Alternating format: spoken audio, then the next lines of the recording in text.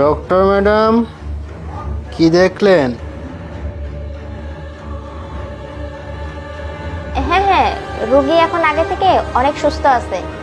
Please আপনি আমাকে help করেন, আমাকে বাঁচান প্লিজ। আচ্ছা ঠিক আছে, যদি সুস্থই থাকে তাহলে তো বাসায় নিয়ে যেতে হবে। আমি বাসায় নিয়ে যাচ্ছি। ঠিক আছে, চলো।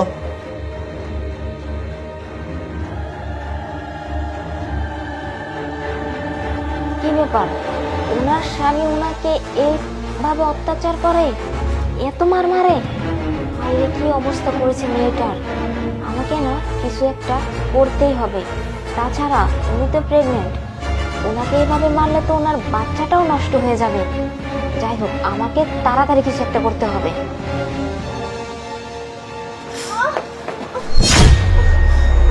ওই, কি ভেবেছিলি? হ্যাঁ, তুই কি ভেবেছিলি?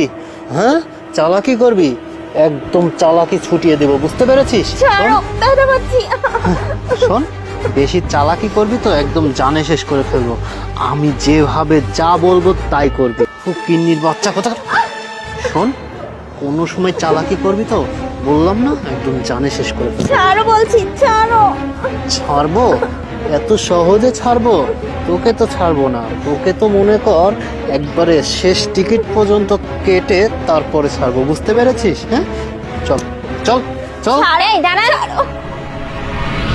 হ্যালো, হ্যাঁ অফিসার, আমি একটা ঠিকানা পাঠিয়ে দিচ্ছি, এই ঠিকানায় আপনি তাড়াতাড়ি আসবেন, ঠিক আছে? আচ্ছা ঠিক আছে, আমি রাখলাম।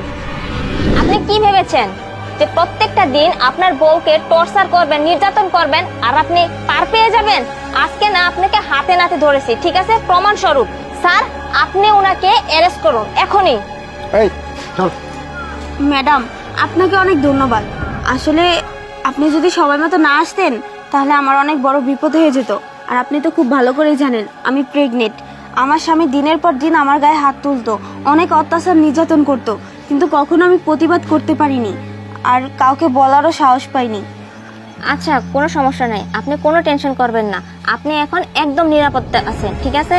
আর আপনার বাচ্চার খেয়াল রাখবেন। আচ্ছা ঠিক আছে, চলে।